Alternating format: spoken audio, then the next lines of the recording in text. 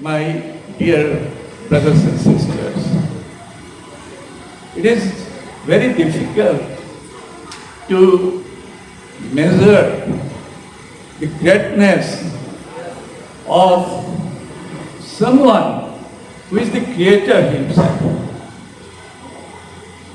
It is like a doll of salt measuring the depth of the sea. At the age of 5, as he said, that he had a vision what he has to do in this world. At the age of 5, you can imagine. And then at the age of 12, he made the blueprint. It's like, a dramatist who, before staging, he prepares who would do what. So he prepared the entire blueprint for this cosmic drama or for this, new world order. Now, in one of his discourse, that who is a real guru? Who is a real master? He says that a guru has to be a guru of all these three states of life. He has to be a spiritual master. At the same time, he has to also see the psychic and physical need of the people, the welfare of the entire universe. In another discourse, he says that this entire world is in tremendous misery. The whole world is in tremendous misery. I have to do something. You have also have to do something. I have come with a mission. You have also come with a mission. You here means we all here. We have a responsibility. You have also come with a mission. My coming in this world is significant. Your coming in this world is not less significant. So he has a lot of hope from us that we have a mission. And then he says that we as individual and as collective, we have to establish a new world order. As it has already been very, clearly said by our respected Dr. Maha and Acharya Sutirthananda Avadhuta, that there are infliction, suffering in all the three states of life. In spiritual strata, for spiritual infliction, one is to do his individual effort. One is to rectify that. One is to go ahead with one's own individual effort. And the grace of the cosmic Father, the grace of that cosmic entity. A little bit of grace, just an iota of grace, but individually For spiritual upliftment, one has to work, one has to do meditation, one has to do individual effort. So far as psychic affliction, in the psychic sphere, one has to suffer the consequences of his or her action, that is sanskara. One has to go through that, and to surmount that, one has to do sadhana, spiritual practice. There is no other alternative. One has to do spiritual practice. Now, there is a lot of suffering in physical sphere. I just try to elaborate a few points of that. In the economic sphere, there is necessity of food, clothing, shelter, education, and medical care. Parampurusha has given abundance, but we human, we are fighting for our self-gratification, for our self-interest. There is disparity in distribution of wealth.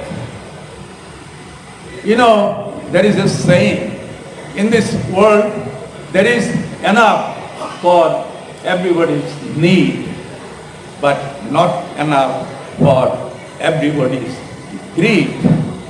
Today, it is human greed that is driving the entire world into suffering.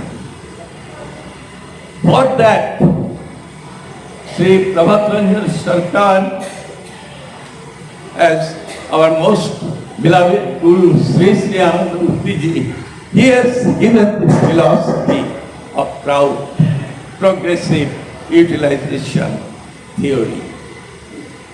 It is a unique concept. While speaking about this crowd, he said there needs to be two aspects of it. One is a guiding philosophy. And today, in all the economic thoughts, whether it is capitalism or Marxism or Marxist socialism or mixed economy, that very important aspect is missing. The guiding philosophy. And the second one is the economic program. So far, guiding philosophy is concerned, he speaks about that there are two concepts, One is the symbiotic and the other is Darwinian concept. Sri Shankar supports the concept of symbiotic, where we have to embrace all. No one is to be neglected. This universe is the patrimony of we all. Here, we all means not only human beings, but the flora, the fauna, that also the right to survive on this planet. So here, to speak of that, he speaks of universal humanism. And that universal humanism is embracing everyone, every entity, every creative being on this planet.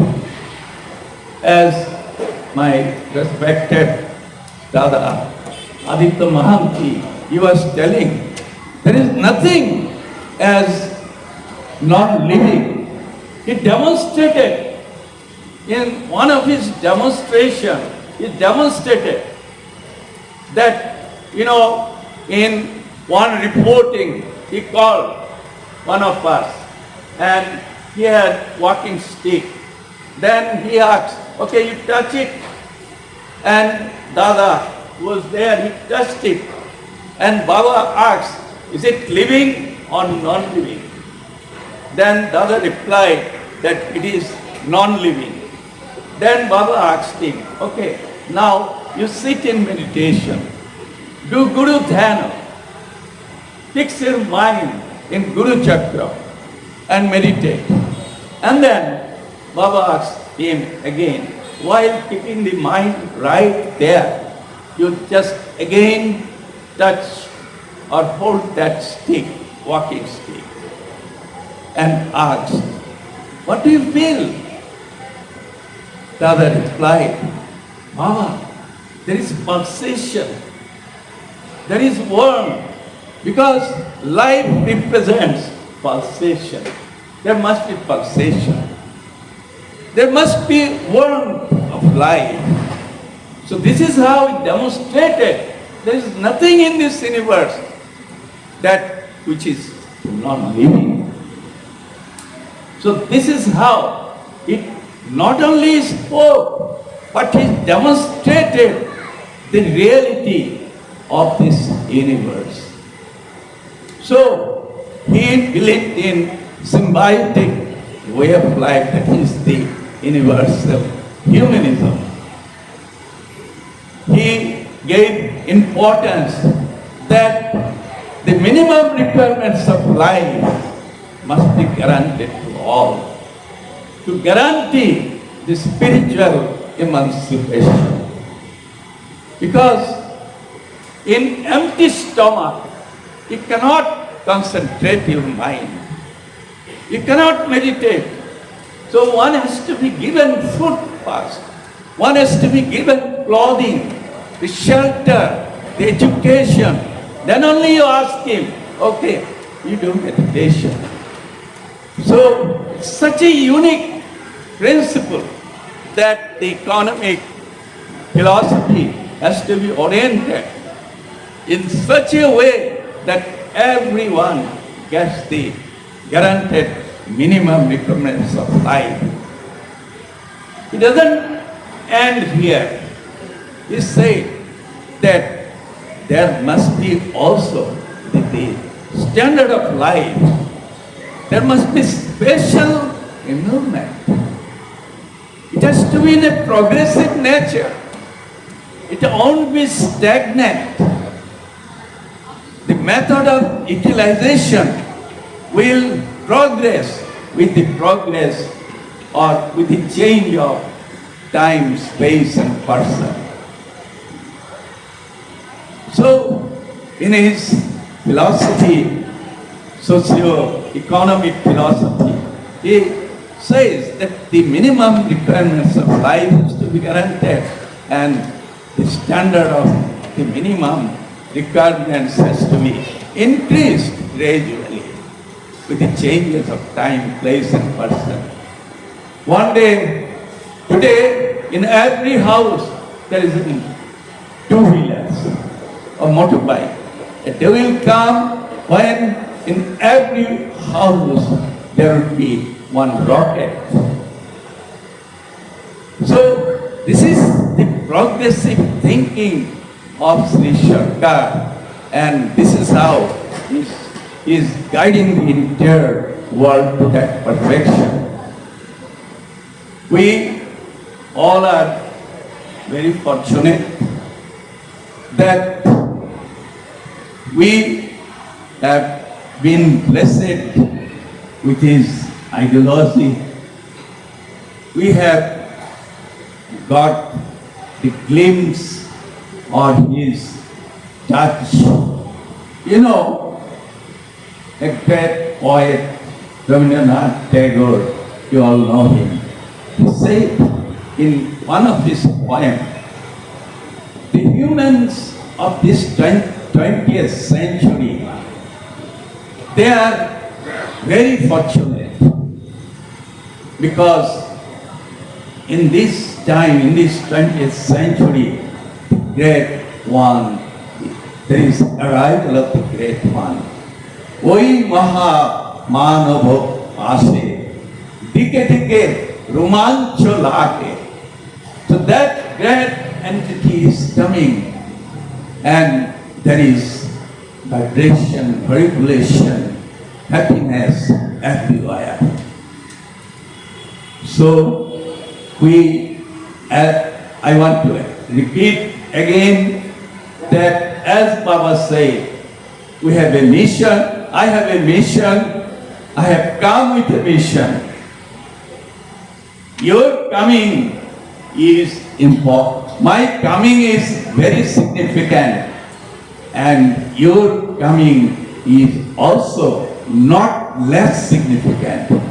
So we are endowed with that responsibility to establish a new world order, and he has given all the guidance, the directions, this philosophy, and the way out, the method of implementation of his ideology.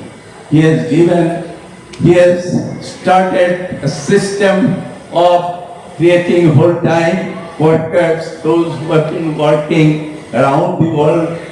He has given a system of the Grihi, Margis, the family Margis, with equal responsibility. He said that the sannyasis, they will give mobility in my mission, and the Grihi, the family, will give stability to the mission.